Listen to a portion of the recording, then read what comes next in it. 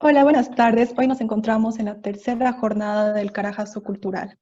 El Carajazo Cultural se dio tras la supresión del Ministerio de Cultura, Turismo y Deporte, el cual pasaría a formar parte del Ministerio de Educación. Un hecho que preocupa mucho a los artistas y deportistas, ya que consideran que pasarían de tener poco apoyo a casi nada. Hoy tenemos dos invitadas que nos explicarán más sobre el tema. Claudia Pacheco Arauz, productora y gestora cultural, independiente boliviana. Actualmente se encuentra trabajando en investigación cultural en torno a políticas públicas. En su carrera independiente ha desarrollado proyectos artísticos en música, danza, teatro y audiovisual a nivel nacional e internacional. Nuestra segunda invitada es Adriana Gloria Ruiz Arrieta, boliviana. Es magíster y doctora en antropología social por la Universidad de, es, perdón, por la Universidad de Chuquisaca, carrera de Sociología. Sus principales líneas de investigación son Antropología del Trabajo, Relación de Poder, Género y Políticas Públicas. El nombre de nuestra transmisión se llama Democratización Cultural, ya que es una manera de inclusión a todos los grupos de forma igualitaria para que puedan colaborar en la cultura y puedan hacer conocer su cultura. Prosiguiendo con el en vivo, las panelistas responderán algunas de nuestras preguntas. Pregunta 1. A los 11 años del nacimiento del Ministerio de Cultura y Turismo, la presidenta Yanine Áñez decidió cerrarlo, alegando que de esta manera se reducirían gastos para poder combatir la crisis del COVID-19. ¿Cuál es la posición personal de ustedes sobre este tema? ¿Quién quiere que comience? Buenas tardes. ¿Tú, Gloria, está bien? Sí, hola, buenas tardes, un gusto estar acá. Hola Claudia, muchas gracias Carla y al colectivo que nos ha invitado a esta transmisión. Bueno, personalmente creo que entraña muchos peligros, muchas dificultades y sobre todo muchas amenazas para los pueblos indígenas en Bolivia y para la mirada diversificada que teníamos sobre nuestra realidad. Entonces, desde esa perspectiva, no estoy de acuerdo, si esa es la pregunta, con que se cierre un ministerio y menos bajo el argumento de ahorro económico y peor si se considera que el gasto en cultura es un gasto que debe ahorrarse. Entonces, me parece un retroceso que probablemente lo vamos a ir discutiendo a lo largo de la entrevista.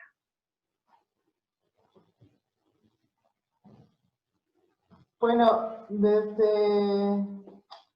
a ver, no es una novedad este formato de ministerio en la historia del desarrollo de la gestión pública de la cultura. Personalmente, lamento mucho que no se haya actuado con transparencia, porque esto deja muy claro, esta acción de eliminación del ministerio, deja claro que un discurso que no tiene que ver con el ahorro económico, personalmente, esa es una postura muy mía. No creo que tenga que ver con el ahorro, creo que tiene que ver con la libertad. Estamos un tiempo bastante largo ya con el confinamiento, con este distanciamiento físico, en el que se ha reducido la capacidad de los ciudadanos de movilizarse en lo público. Ahorrar el Ministerio de Cultura para subsanar la crisis sanitaria, primero supone un desconocimiento de quienes nos gobiernan transitoriamente, ya que no conocen los presupuestos ni los lineamientos de trabajo. Pasar rápidamente el ministerio, desmantelar el Ministerio de Cultura y dividirlo a 3 ministerios, también supone reducir su capacidad subjetiva y reducirla netamente a procedimientos. Estamos ante la evidente falta de transparencia pública, por lo que reducir el gasto que tenía el Ministerio de Culturas en cuanto a su presupuesto, dividirlo en tres, va a suponer una plantilla administrativa la misma que se tenía en el Ministerio de Cultura. Por lo que el tema del ahorro es ahorrarse tu capacidad creativa como ciudadano para que seamos menos rebeldes. Pues. Gracias. Prosiguiendo con la segunda pregunta, es esta. Muchos autores consideran que la cultura es parte fundamental del ser humano en su proceso de adaptación e identificación con la sociedad. ¿Qué es cultura? ¿Qué es arte? ¿Y cuál es la relación entre ambas? ¿Puedes responder tú, Claudia? A ver, me hubiera gustado que responda Gloria, si les puedo pasar la bolita. Está bien, no hay problema. Va a poder completar el concepto desde su mirada más de estudiosa, porque es una estudiosa. Bueno, primero que la cultura y el arte no necesariamente son lo mismo, eso creo que es muy importante distinguir.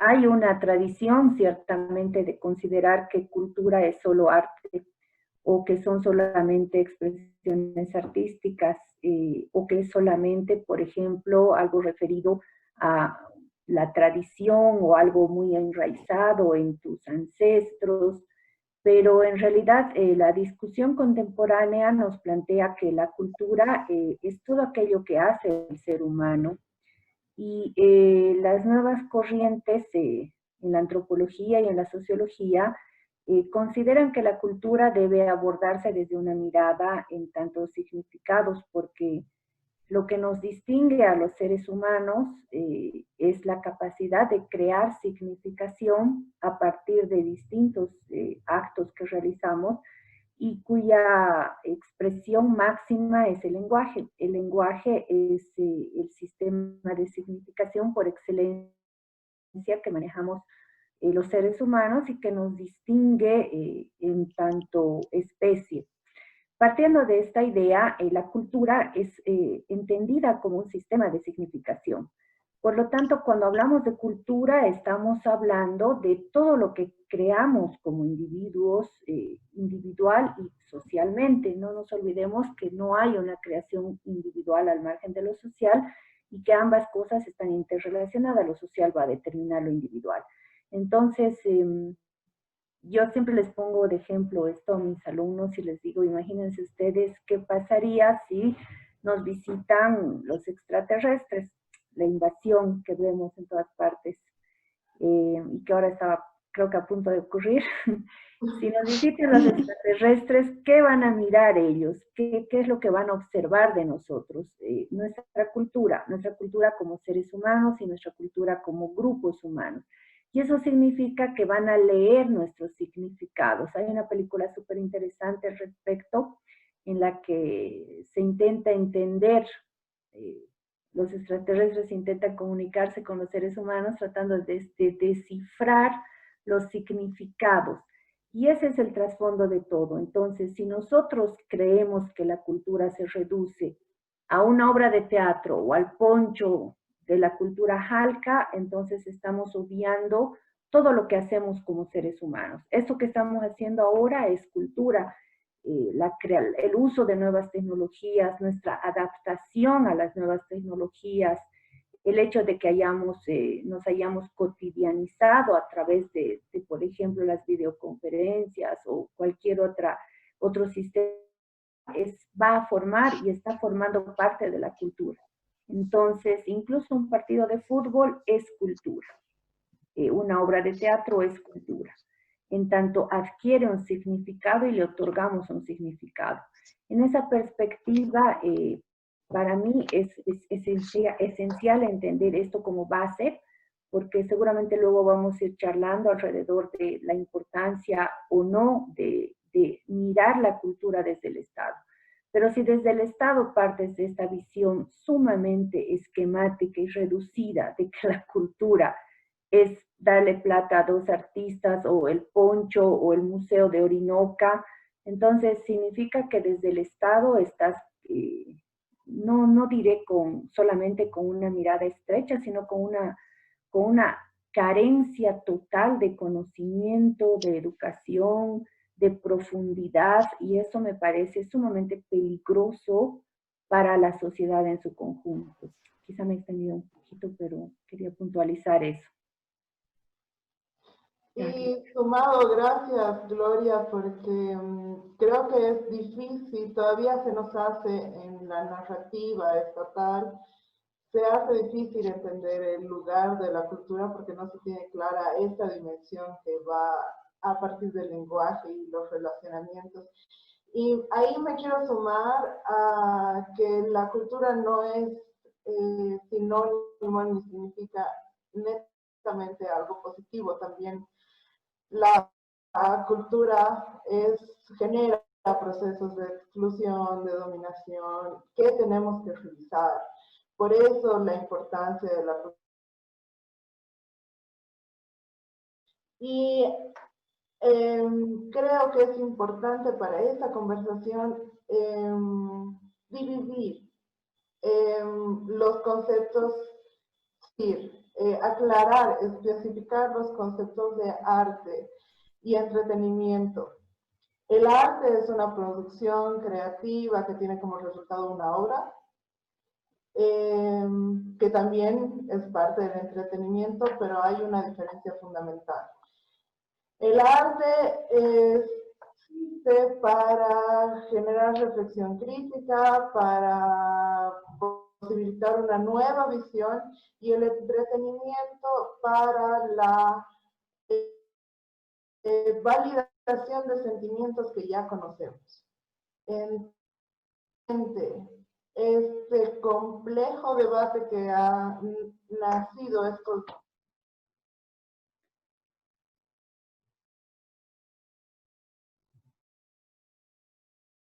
a la importancia del Ministerio de Cultura es eso que decía Gloria, reducir el trabajo cultural al entretenimiento. Eso. Está bien, gracias. Ahora vamos a seguir con la tercera pregunta, que es para Gloria, que dice, antropológica y sociológicamente, ¿por qué es importante la cultura? Creo que en parte he respondido a esta pregunta en la anterior respuesta, pero quiero puntualizar algo. Los seres humanos no podemos existir sin cultura. Entonces, básicamente, todo lo que estamos haciendo es cultura. Insisto, la cultura no es solamente una obra de arte, no es solamente lo tradicional, lo ancestral. Es la cotidianeidad en la cual estamos inmersos todo el tiempo, las personas, a partir de la creación de sentido de nuestras vidas. Esa es la cultura. Entonces, no puedes imaginarte una nación sin cultura. O sea, imagínense ustedes, hagan a ver el ejercicio mental de imaginarse un pueblo, una nación sin cultura. Es imposible, es inviable. O sea, no puedes imaginarte una nación sin cultura.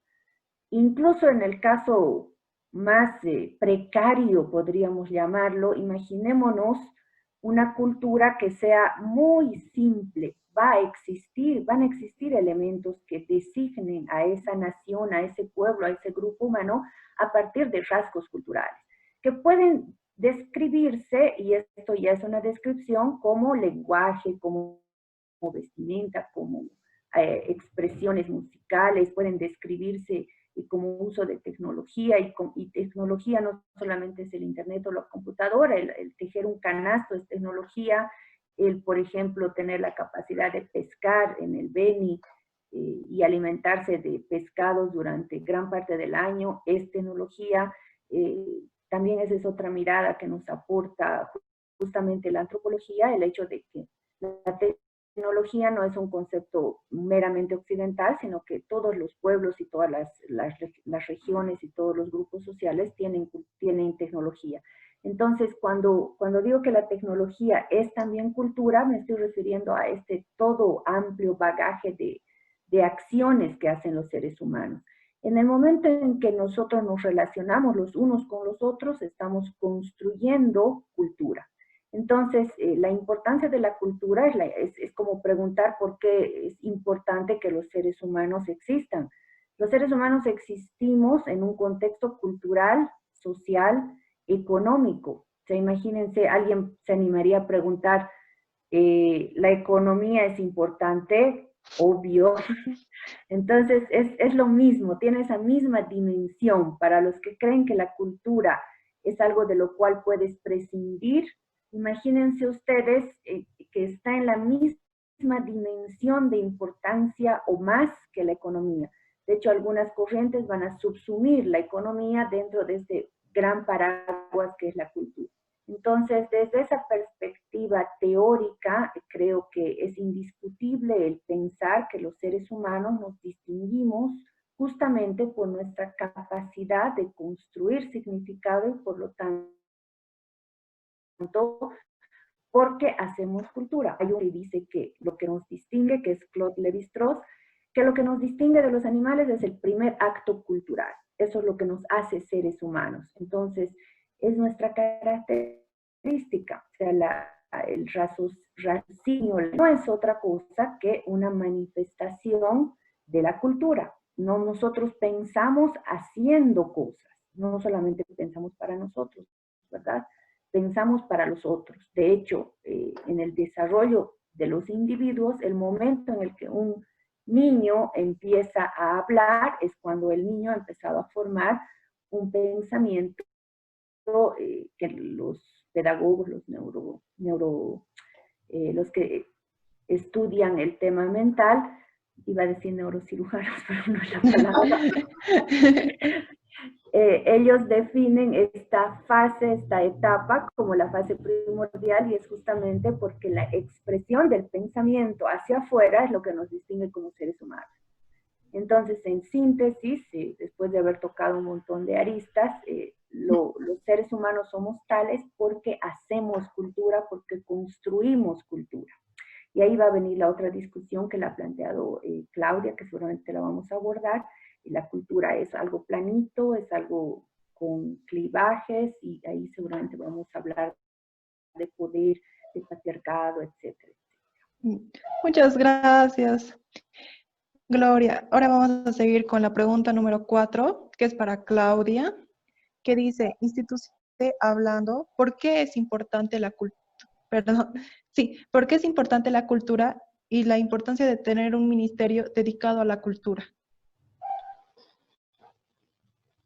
Fundamental la respuesta que ha dado Gloria para entender el lugar de la cultura en la narrativa estatal, en la estructura estatal. Si bien el mundo no ha complejizado tanto la importancia de la cultura superior a la economía, porque las relaciones económicas se dan en nuestros procesos productivos culturales, tener un ministerio de cultura a la par de un ministerio de economía o de cualquier otro ministerio, suponía un lugar para la cultura, entendiendo nuestro proceso histórico como bolivianos. Trascendental.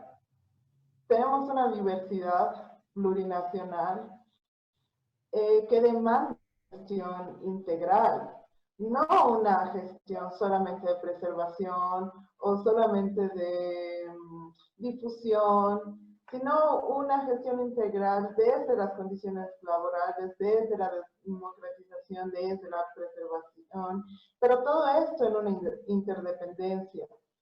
El Ministerio de Culturas fundamentalmente garantizaba, su existencia garantizaba los derechos culturales de los ciudadanos, que no son normales. Todo lo que ha explicado Gloria Es posible que un ciudadano pueda no reconocer su capacidad creadora, su capacidad cultural. Y ese era el trabajo fundamental del Ministerio de Cultura, que se garanticen tus derechos ciudadanos culturales, que deberían ser normales y no lo son. Por otro lado, hay que dejar de pensar en ese Ministerio de Cultura que se encargaba de la difusión de nuestra cultura, sino trasladar la importancia de la cultura para la vida, para lo cotidiano, cómo nos relacionamos, cuáles son nuestros contenidos, qué es lo que aportamos en nuestro diálogo intercultural. Y eliminar esta verticalidad, ¿no? Esta dependencia cultural desde la colonia. La importancia del Ministerio de Culturas no se limita a los trabajadores de cultura. Y eso hay que dejarlo claro. La existencia del Ministerio de Culturas es para los ciudadanos y debería ser con los ciudadanos. Muchas gracias, Claudia. La pregunta número 5 va a ser para Gloria y dice, hablemos de pluriculturalidad, interculturalidad y multiculturalidad. ¿Qué significan estos tres términos? ¿En qué se diferencian? Bueno, muy brevemente, primero lo intercultural, como su nombre lo indica, se refiere a la relación entre culturas. Entonces acá hay una beta muy rica que nos puede permitir hablar de diálogo de las culturas, y acá vamos a ver diálogos horizontales, diálogos asimétricos en función de relaciones de poder, pero en términos generales se refiere a ello. El multiculturalismo es un concepto que se acuña un poco para describir la existencia de distintas expresiones culturales en una misma nación. Es más de orden descriptivo porque pretende mostrar la diversidad. Sin embargo, no sabemos en qué lugar están estas culturas unas respecto a otras. Pueden estar en lugar de subordinación o en lugar de igualdad. Entonces, por ejemplo, Estados Unidos, Canadá, varios lugares de Europa usan mucho el multiculturalismo para referirse a las expresiones de los inmigrantes en sus países, pero es como una forma de decir que hay muchas voces, pero no sabemos en qué lugar están esas voces. Y acá es donde viene otro concepto que a mí me parece mucho más enriquecedor, que es la plurinacionalidad, que hace referencia a la existencia no solamente de culturas, sino de naciones. Y aunque el concepto de nación puede ser bastante complejo y debatible, pero la nación hace referencia a un pasado histórico, hace referencia a un territorio y hace referencia a una capacidad de autogobierno. Entonces, cuando hablamos de plurinacionalidad, estamos hablando ya no solamente de que tenemos lenguajes, idiomas o formas de vestir, sino de que tenemos un conjunto mucho más amplio y más complejo, lo cual nos permite mirar, por ejemplo, a los Takana ya no como una cultura solamente, como, sí, es un pueblo indígena, sino como una nación. Entonces, yo prefiero mucho la categoría de plurinacionalidad a la categoría de multicultural. Pluricultural un poco se encuentra en el medio e intenta recoger la diversidad, pero me parece que tiene esta misma dificultad del multiculturalismo, que es solamente descriptivo. Y no te permite explorar esta otra posibilidad de que un pueblo indígena te plantee su posibilidad de autogobierno como una nación. Eso se ha discutido mucho en el ámbito del derecho. Entonces hablamos, por ejemplo, de una legalidad diversa, pero al mismo tiempo queremos incorporar las tradiciones de hacer justicia de los pueblos indígenas. Entonces hablamos de una justicia no solamente occidental, sino de una justicia indígena, etcétera, etcétera. Y eso se puede trasladar a cualquier otro ámbito y justamente el concepto de plurinacionalidad te permite esta posibilidad. En cambio, las otras categorías como pluricultural o multicultural me parece que se quedan un poco cortas en este sentido que estoy refiriéndome a el lugar que ocupan las culturas respecto a las otras, porque siempre hay una cultura dominante. Y en el caso de Bolivia, de América Latina, hay una cultura occidental dominante, que seguramente también lo vamos a ir charlando poco a poco, que deviene de los procesos coloniales. Saludos. Sí, Gloria, tienes mucha razón. Bueno, pasándome con Claudia, le quiero hacer una pregunta que tiene bastante sentido con lo que estás ahorita hablando, que es la Constitución Política del Estado del 2009 reconoce a Bolivia como un Estado plurinacional. ¿Cuál es la importancia y qué tiene que ver esto con el reconocimiento de la cultura en Bolivia?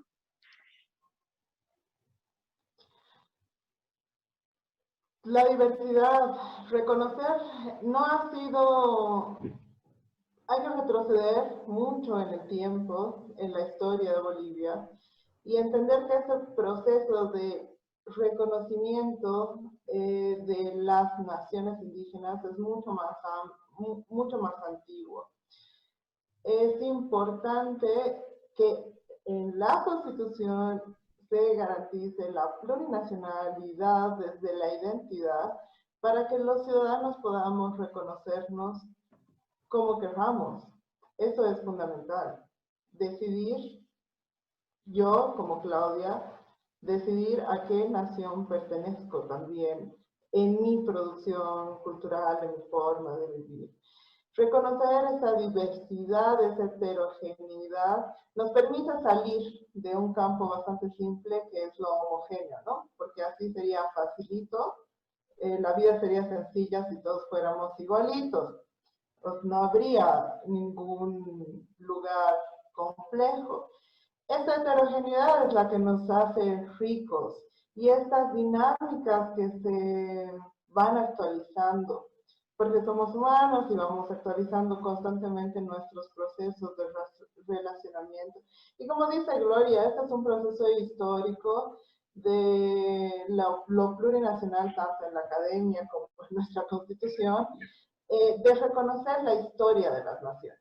La historia de las naciones, sus formas, y aquí yo me peleo con la UNESCO, que dice que son usos y costumbres. Para mí no son usos y costumbres, son prácticas culturales de nuestros territorios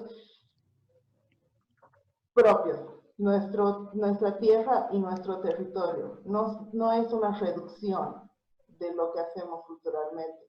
Entonces, ahí vamos a entrar a la discusión, sí, de la importancia de la cultura, por supuesto que es importante en términos de poner en valor nuestras capacidades, nuestras prácticas, nuestras formas, y que no tienen que ver solamente con la producción mercantil a la que se ha reducido la gestión de la cultura en el Estado, sino a la producción de relaciones y todo esto que vamos diciendo constantemente, que creo que es súper importante. No se trata solamente de nuestras costumbres o de nuestros tejidos, se trata de las formas en las que vivimos en nuestro territorio y que la Constitución reconozca la diversidad cultural que vive en este territorio y los territorios es fundamental. Fundamental para tu cotidiano, fundamental para nuestro cotidiano, fundamental para, sí, liberarnos de esa occidentalidad de la que estamos cargadas. Y creo que la importancia de la cultura en la Constitución también desplaza esta característica mercantil y pone al humano en el centro. Y eso es súper importante, o sea, pensar que la política pública es para las personas que habitan los territorios y no para las producciones mercantiles dictadas por el mercado. Entonces ahí podemos mirar un poco más lejos, ¿no? Sí, Claudia. Y ahora una pregunta mía. ¿Cómo podemos ejemplificar este tema de cultura dominante de Occidente? Desde el arte, para mí, desde el arte, y esto es una perspectiva muy personal, muy desde mi conocimiento y trayectoria, eh, desde el arte, que es donde trabajo, han habido momentos en la historia de Bolivia en los que las producciones estéticas, Alandia Pantoja, Cecilia Guzmán de Rojas, tenían un contenido filosófico detrás, que buscaba este otro horizonte no colonial. ¿Qué pasa ahora constantemente?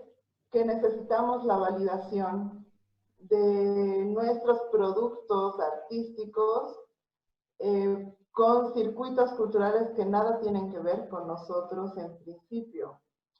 Si hacemos una obra de teatro, pensamos primero en la obra de teatro para a ver si les gusta en Europa, pero no con un contenido filosófico fuerte, particular y localizado. Eso no quiere decir que hablemos de nuestras culturas solamente, sino que hagamos una reflexión crítica y no asentarlas en el territorio y en el contemporáneo que vivimos.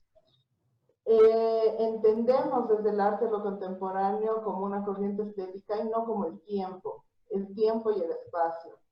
Entonces siempre estamos en esa tensión con validar a proceso, a una cultura occidental, nuestras producciones locales.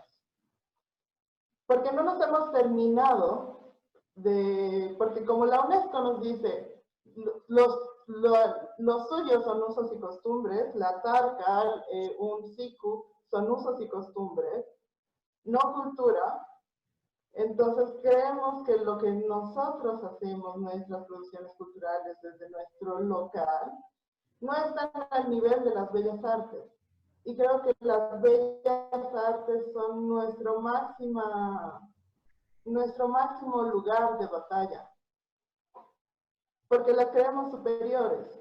Y creo que ahí claramente podemos ver la dominación, la confrontación de las bellas artes con nuestros procesos, con nuestras prácticas culturales que no están establecidas en un canon y que no les podemos decir bellas artes folclóricas.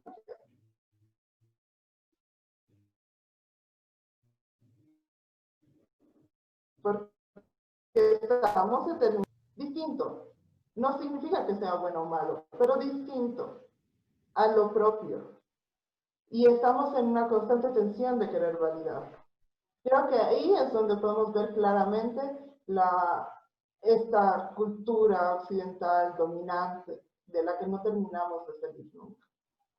Gracias. También quisiera saber tu opinión sobre esta pregunta, Gloria.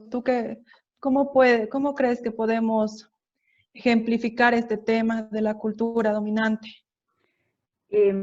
A ver, ahorita estamos haciendo una conferencia en español. Estamos vestidos a la manera occidental.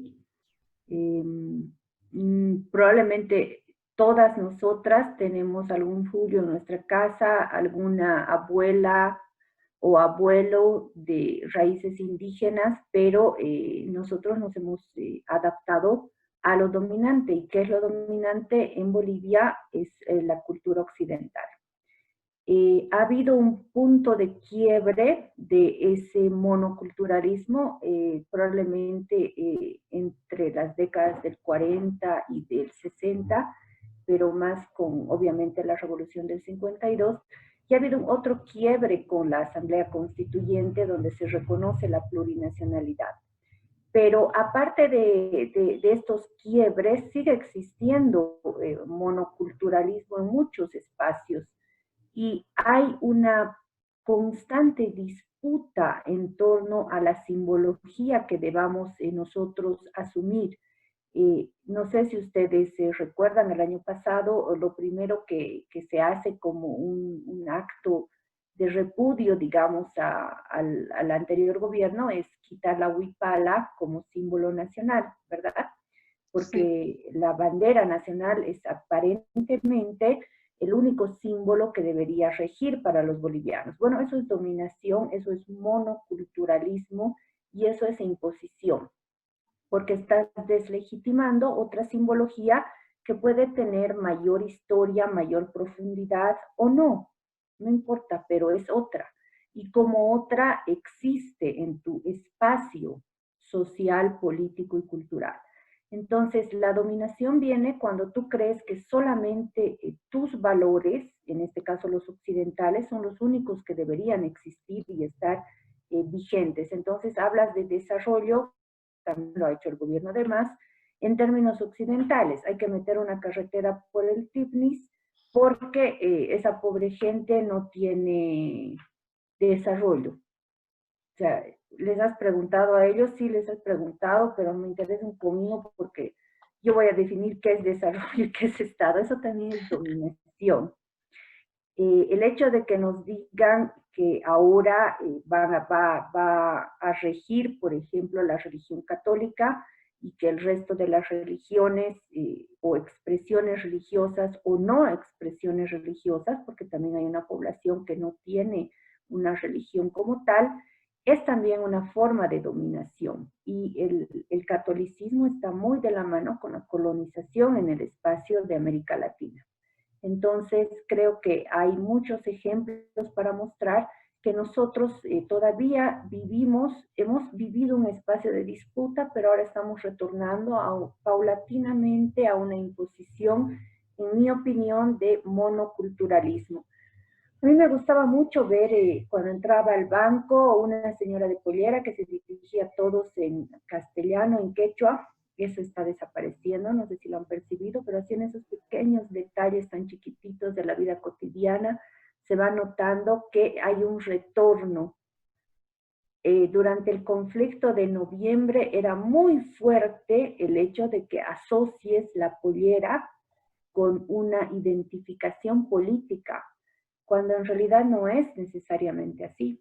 Entonces, estas lógicas homogeneizantes son las que terminan diluyendo la diversidad, pero no la diluyen. Fíjense ustedes, tú no puedes diluir eso. Tú no puedes obviar que provienes de una raíz indígena. No puedes. Ya me puedo tener rubiecita, platinada, pero eso no va a cambiar mucho. Entonces, no puedes eliminar eso, solamente lo oprimes, lo reprimes y lo secundarizas. Y ese es el problema, que se convierten en relaciones de poder y de opresión. Entonces yo creo que ahí está el peligro, y creo que ya me estoy pasando un poquito a otro tema, pero creo que ese es el tema de fondo. Gracias. Bueno, ¿y ustedes qué piensan sobre esta pregunta? Bajo el entendido de que somos un Estado plurinacional, ¿qué significa descolonizar y despatriarcalizar la cultura? ¿Y cuál es su importancia? Creo que es un tema muy importante que deberíamos hablar. Puedes responder tú, Gloria, primero y luego Claudia. Bueno, entonces sigo con el hilo que ya había agarrado. Justamente los sistemas monoculturales, en tanto son opresivos, son colonialistas. Y colonialista no necesariamente significa que los españoles vinieron a colonizar.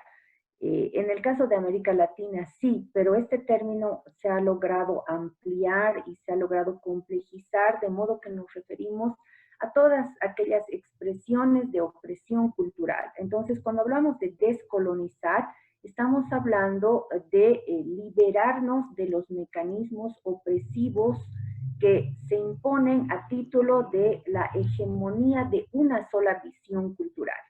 Ahora, fíjense que ha habido pueblos indígenas opresores también, no solamente los mestizos o los blancos han sido opresores. Los incas han oprimido a otros pueblos indígenas. Los aymaras han oprimido a otros pueblos indígenas. Entonces, no es un patrimonio exclusivo de los blancos o de los occidentales la opresión. No obstante, adquiere características mucho más profundas la opresión occidental. Eso es claramente visible. Hay una película de Jorge Sanginés, que Claudia la debes recontra conocer, La Nación Clandestina, que en las escenas aparece un hombre que está llevando en la espalda a otro hombre para cruzar el río, que es como una imagen que te muestra lo que fue el pongueaje en Bolivia antes del 52. Entonces, el peón llevaba al patrón para que no se moje los zapatos, y a la señorita para que no se moje también los zapatos, y al niño lo cruza. Entonces, ¿qué significa eso? Significa que hay una persona que tiene mayores derechos, que tiene privilegios, y una persona que tiene menos derechos, menos privilegios, es más, una persona que no tiene derechos. Ese es el problema con la colonización. No es solamente una cuestión simbólica, es una cuestión práctica. Tú le quitas derechos a las personas. No le dejas entrar a la plaza, no le dejas entrar a un restaurante, no le dejas ser diputada, no le dejas ser senadora. Y aquí viene el tema de la despatriarcalización. No sé si ustedes recuerdan que ha habido una época muy dura cuando se aprueba la ley de paridad, cuando los partidos políticos están obligados a poner en sus listas a mujeres y empiezan a elegirse concejalas en distintos lugares del país. ¿Qué hacen los hombres?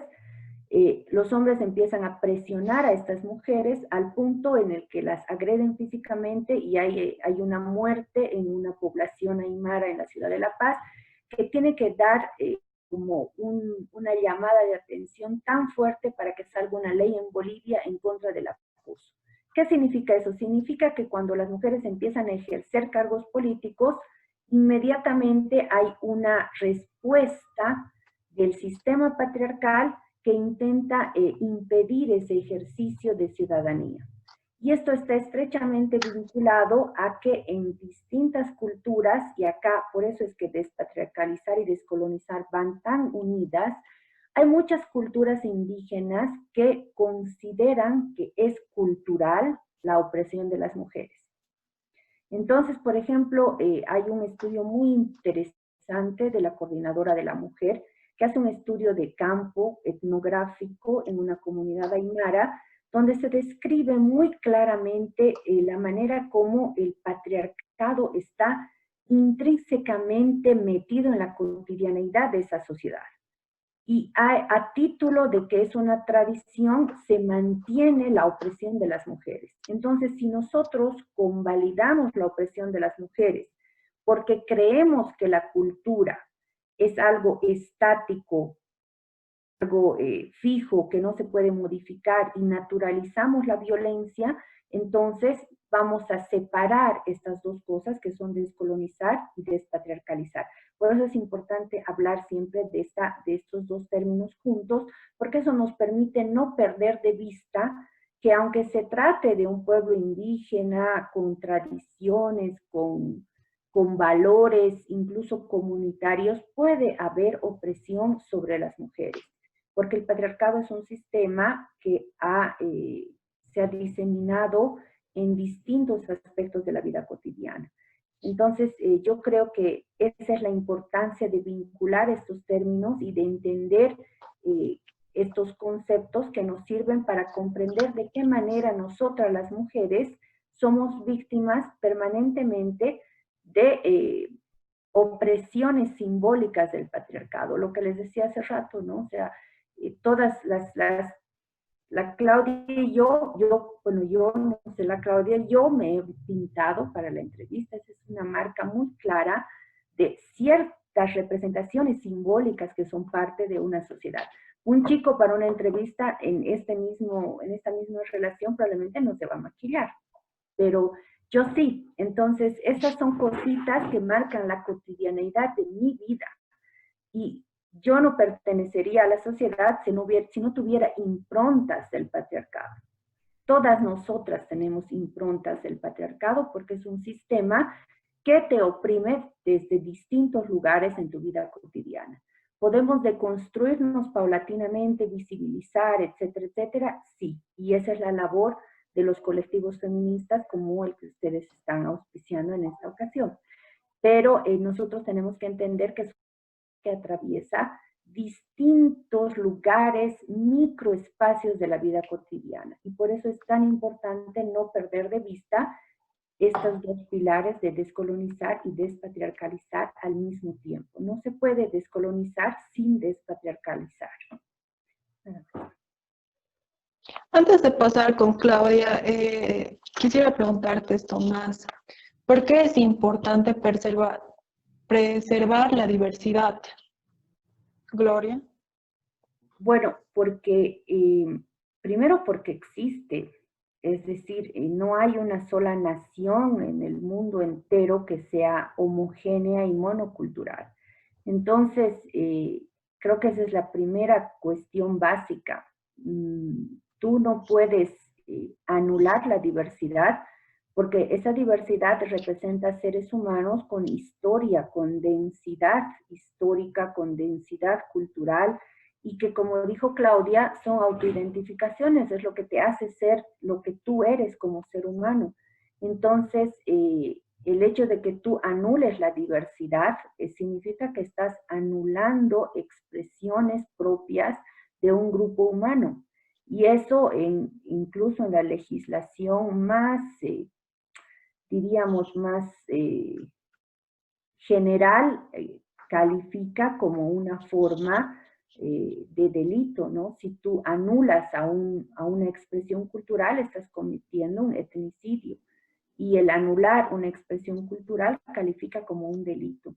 Entonces hay distintas instancias que pueden tratar, discutir esto. Entonces creo que la razón fundamental sería esa. Y luego que no me imagino un mundo sin color, un mundo en el que todos seamos iguales. Imagínense, todas teñidas, todas rezando, que no haya disputa, que no haya oposición, que hablemos lo mismo, que pensemos iguales. No sé, pues solamente en las películas en las que les han lavado el cerebro a las personas existe eso. En la realidad no, las personas somos diversas, diferentes, y tenemos distintos bagajes culturales, distintas autoidentificaciones, y eso es lo que nos da riqueza como seres humanos. Me imagino que no hubiéramos avanzado ni siquiera biológicamente 1 milímetro si fuéramos todos iguales. Creo que esas son las razones fundamentales. Gracias, Gloria. Bueno, me voy a pasar con la misma pregunta que te hice al comienzo sobre la descolonizar y despatriarcalizar. A Claudia, ¿tú qué piensas sobre esa pregunta? ¿Me puedes dar una respuesta, porfa? Coincidentemente con Gloria, hace un momento le he dicho que es importante, la cultura en el Estado es importante para revisarla también, para repensarla y para darnos cuenta que la cultura no es sinónimo de positivo. Son procesos culturales los de la dominación, de la exclusión de mujeres, niños, niñas, indígenas y los grupos minoritarios. Poner el lugar conceptual a través de 2 ministerios, cuando existía el Ministerio de Culturas, poner el lugar de viceministerio de descolonización, suponía este lugar de construcción de pensamiento y de actualización de pensamiento y de reflexión crítica de lo que es la descolonización y de lo que debe ser en nuestro cotidiano la descolonización. Y la despatriarcalización, por supuesto, porque es tan, como ha dicho Gloria, no hay nada que añadir, la relación de dominación y exclusión van de la manito. Y van en nuestro cotidiano. Reconocer estos conceptos en el Estado nacional es fundamental para construir un horizonte ideal donde hayamos podido eliminar estas condiciones de dominación y exclusión, pero eso solo va a suceder en tanto el Estado siga reconociéndose como plurinacional y tenga la posibilidad que alcance otro lugar, que es el que todavía no ha alcanzado, de una reflexión crítica y actualización profunda. La importancia de la diversidad. En una visita a Rosario, Argentina, he tenido la oportunidad de conocer al pueblo Com, que han sido marginados y destruidos a niveles increíbles hasta la actualidad. Y me contaban que los abuelos, como sabios, habían decidido actualizar el idioma Com. Al tiempo que estamos viviendo, a la época, a la tecnología, que sean los jóvenes que encuentren nuevas palabras, que creen nuevas palabras para el internet, para computadora, para toda esta nueva novedad histórica en la que vivimos, y que se actualice la lengua. Es otro espacio de pensar en cómo construir una nueva sociedad.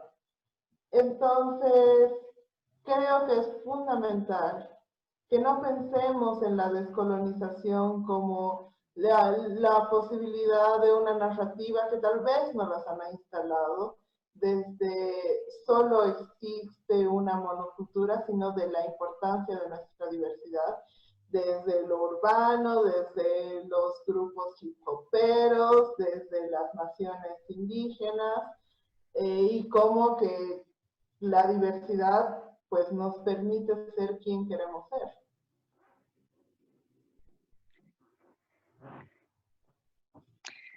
Está bien, gracias. Bueno, como todos saben, nuestra transmisión se llama Democratización Cultural. Yo quisiera preguntar qué significa y cuál es la importancia de la democratización cultural en sí. Me puedes responder cualquiera de las dos, no hay problema.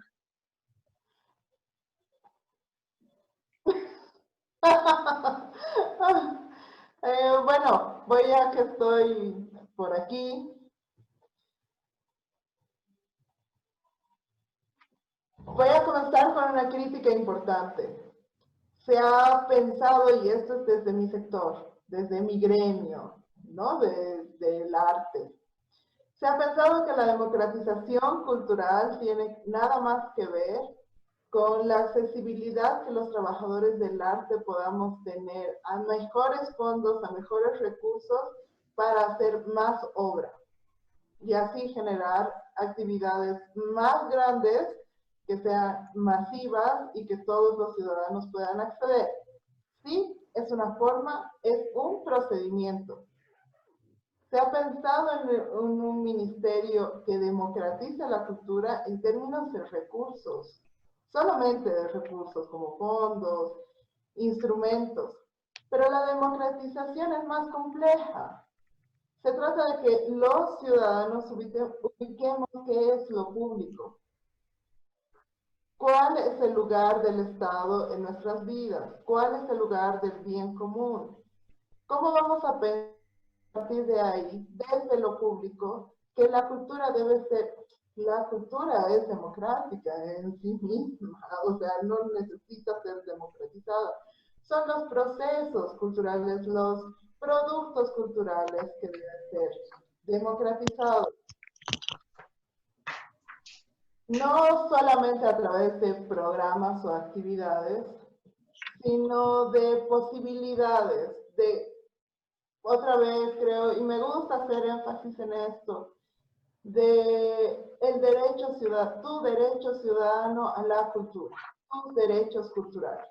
Y la democratización está ligado a esto, a los derechos culturales que son tus derechos creativos, tus derechos de recreación, los derechos de ser trabajadores de cultura y arte y tener condiciones Con eso tiene que ver la democratización de la cultura, no solamente con generar actividades a las que puedan acceder más personas, sino que los ciudadanos crean, sepan, se den cuenta de que son ciudadanos creativos.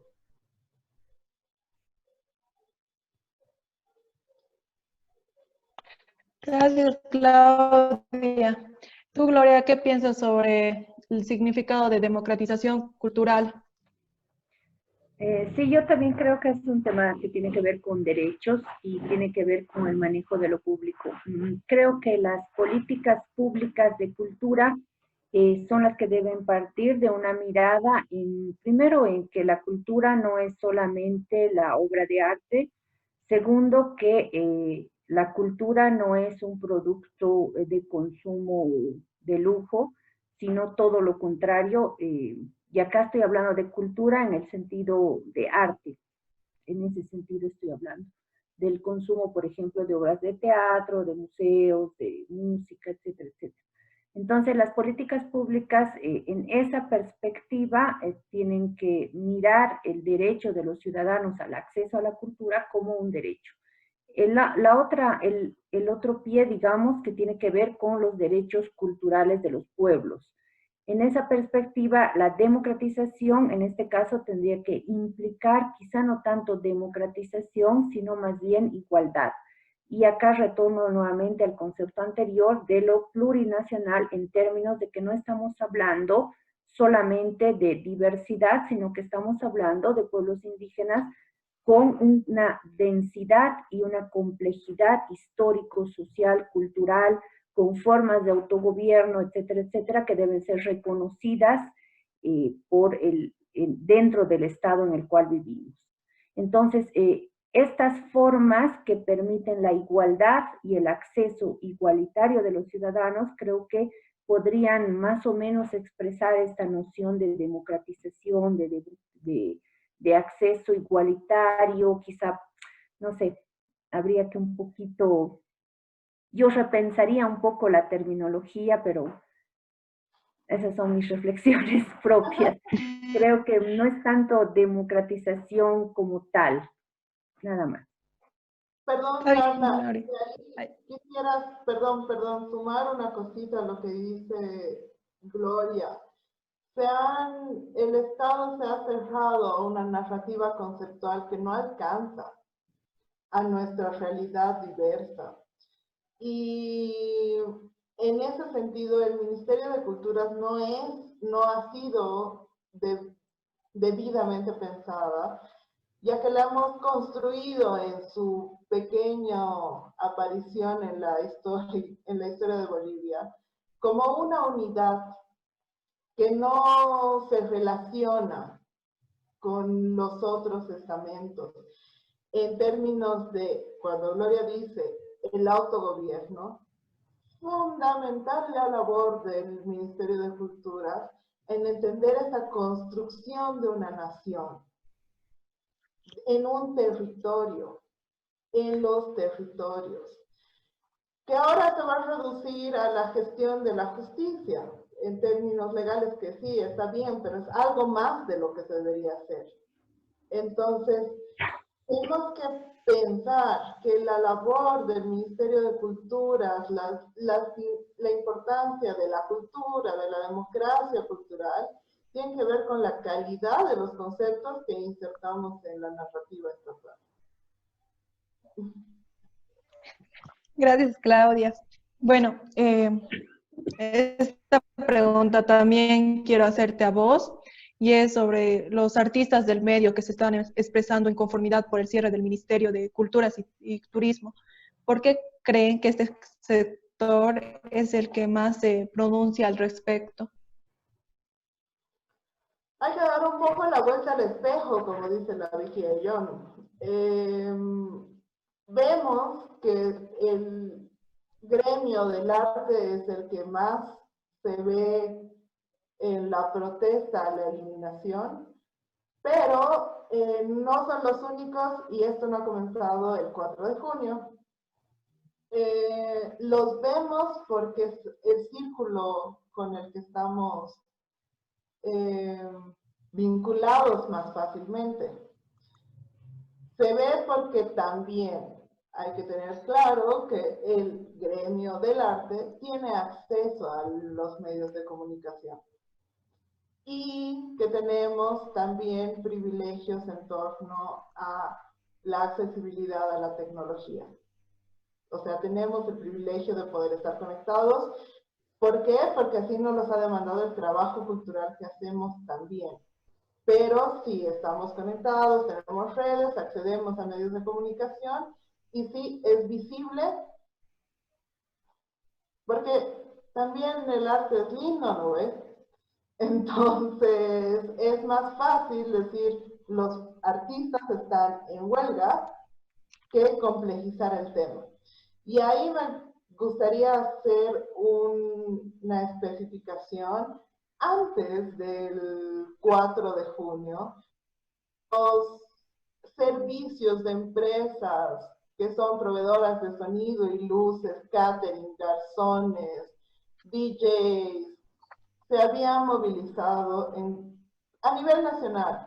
En Cochabamba iluminaron el Cristo el día antes del Día de la Madre, y un domingo antes lo estaban haciendo en Santa Cruz, a modo de protesta de la poca gestión, de la ninguna gestión del ese entonces Ministerio de Cultura.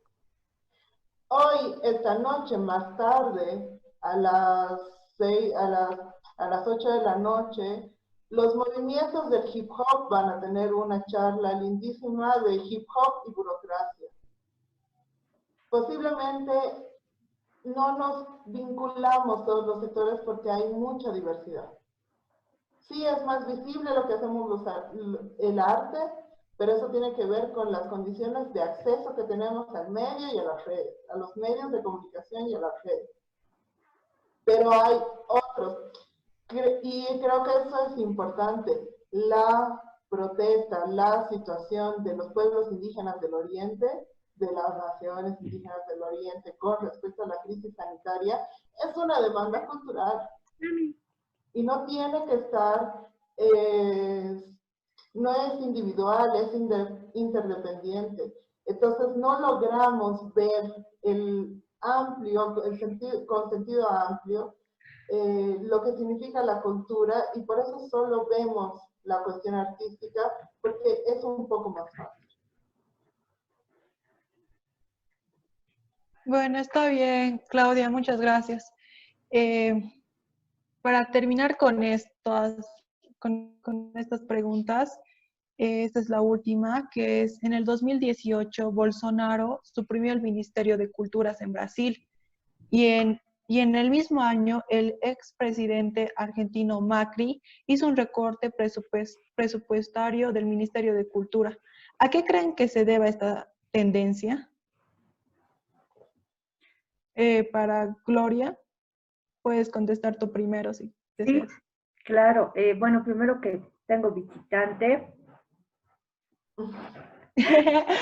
Entonces, si hay alguna interrupción, por favor, les pido mil disculpas. Ni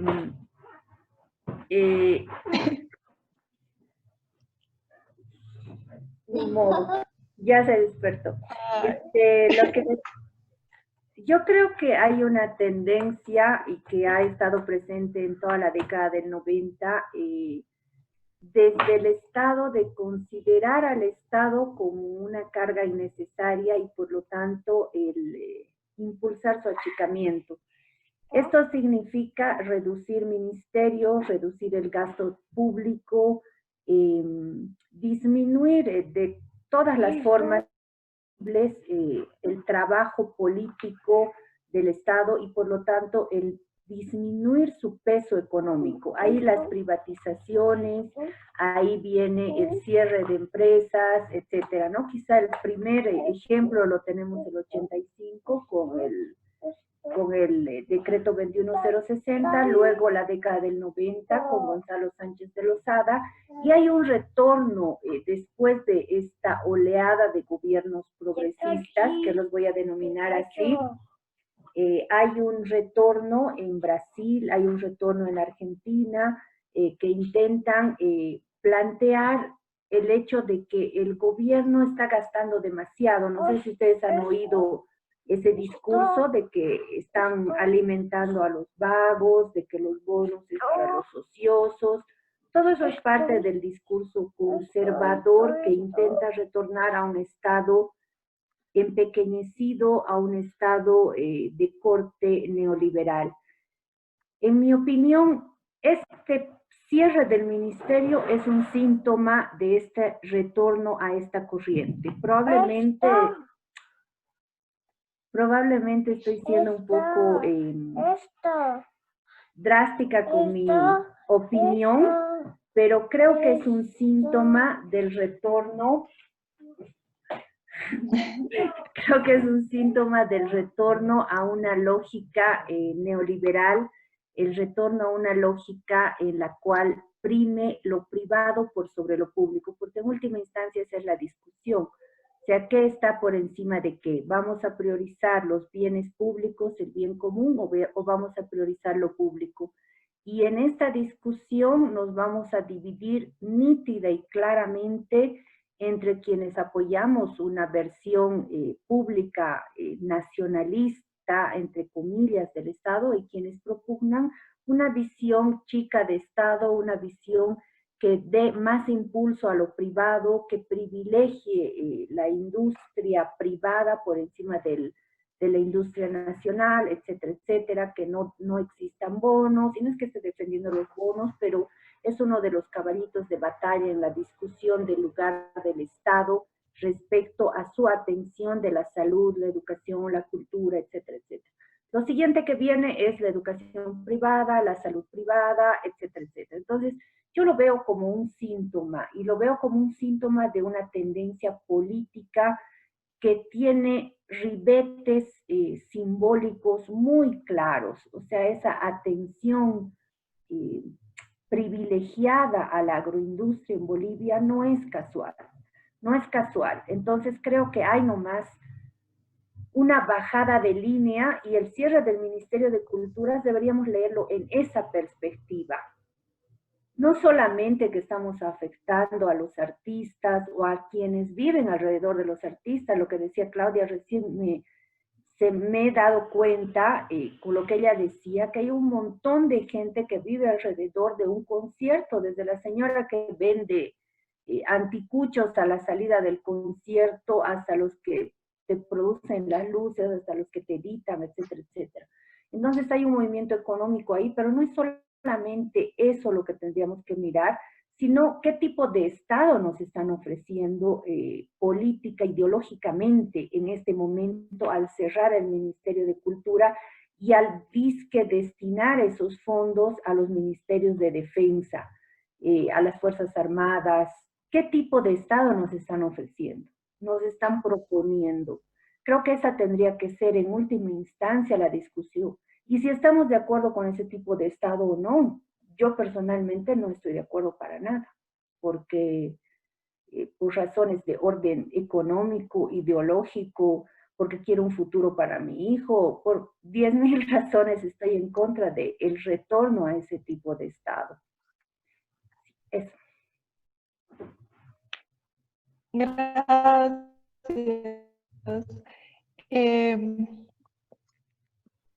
Claudia, ¿tú qué piensas sobre la pregunta que lancé? ¿Cuál es tu opinión? Definitivamente no es algo que debamos aceptar con tanta facilidad, y siendo que los gremios y los sectores culturales se están movilizando, no creo que sea en función a presupuesto, sino a este Estado que queremos, a este Estado que desplaza al ciudadano por lo mercantil, al final te están diciendo que si no produces riqueza, no sirves, y esa riqueza en la cultura no la podemos medir sencillamente por números. Te están limitando definitivamente nuestra diversidad, no limitando, están poniendo en claro que esta no es de importancia de este Estado como está transitoriamente, la diversidad. Imagínate, en Brasil, Bolsonaro suprime uno de los logros latinoamericanos más interesantes que ha habido en gestión cultural pública en torno a los puntos de cultura. Los puntos de cultura tenían una cualidad simbólica importantísima, el decidir como ciudadano que yo soy cultura. Y la importancia de que mis derechos, de que la democratización, el acceso, estaba determinado por mi participación pública en el Estado, a través de los puntos de cultura. Pasa lo mismo en el Ministerio de Cultura en Argentina. Macri lo suprime y ya está. Eliminamos la narrativa de la diversidad para establecer un Estado homogéneo. Listo. Chao rebeldía. Chao tu derecho a ser un ciudadano creativo. Arreglátelas en lo privado. Si efectivamente eso lo hacemos constantemente como trabajadores del arte y de la cultura, no significa que tengamos que perder la institución que debe garantizar nuestros derechos.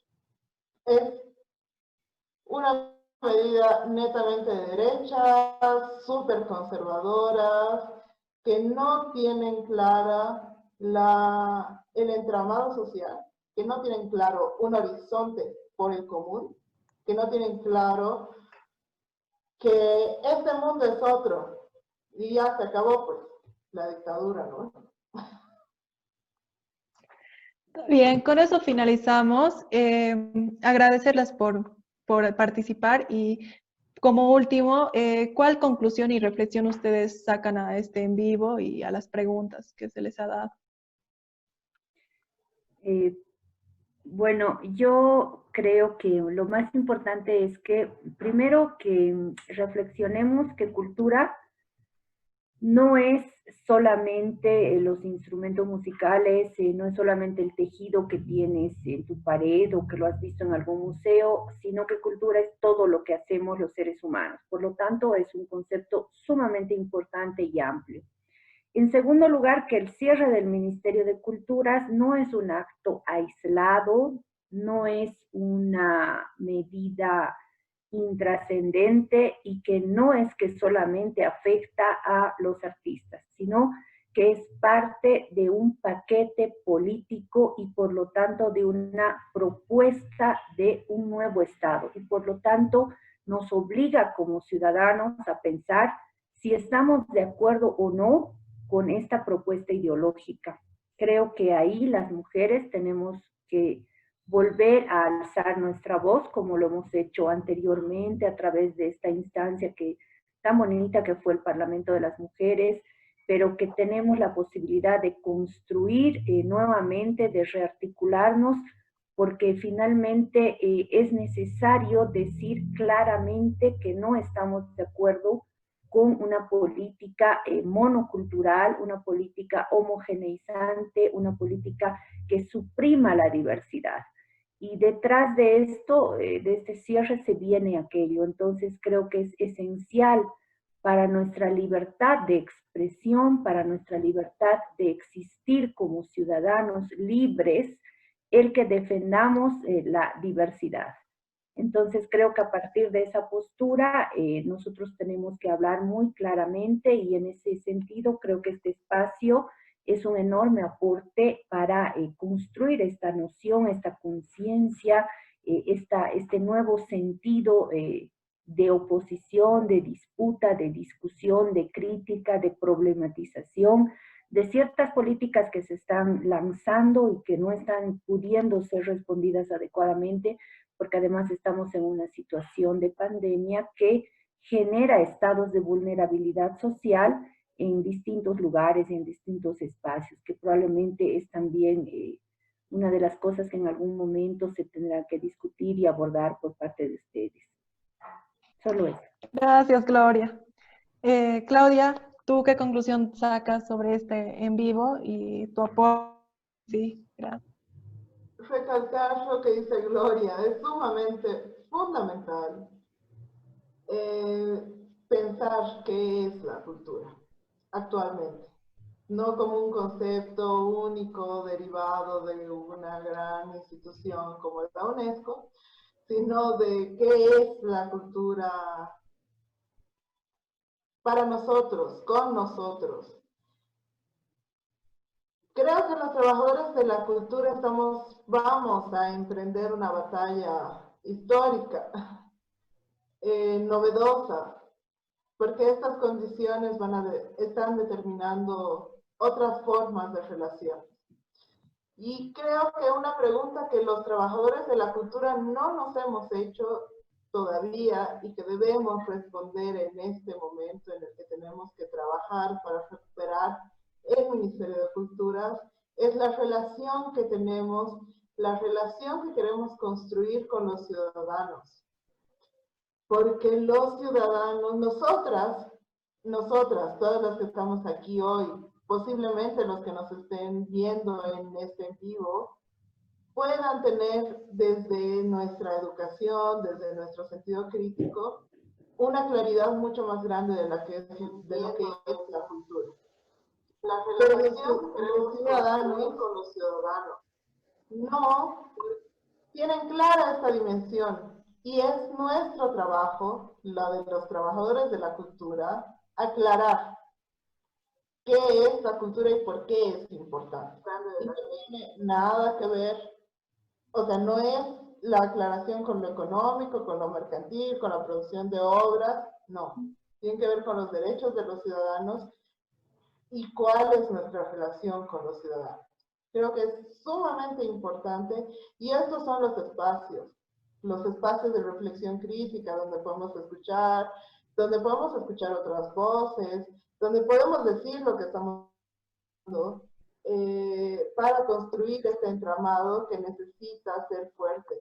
Porque la lucha por la cultura y con la cultura solo se va a materializar grande y victoriosa cuando los ciudadanos se den cuenta de lo que han perdido con el Ministerio de Cultura y la importancia que tiene en sus vidas. Bueno, muchas gracias a las dos por compartir esto y agradecer a la gente que ha visto este live y despedirnos hasta el próximo live. Muchas gracias a todos. Gracias a ti, gracias Claudia, muchas gracias por la invitación. Y mil disculpas por la interrupción. Gracias, colectivo Ñañas. Gloria, un gusto escucharte y seguimos aquí conectados.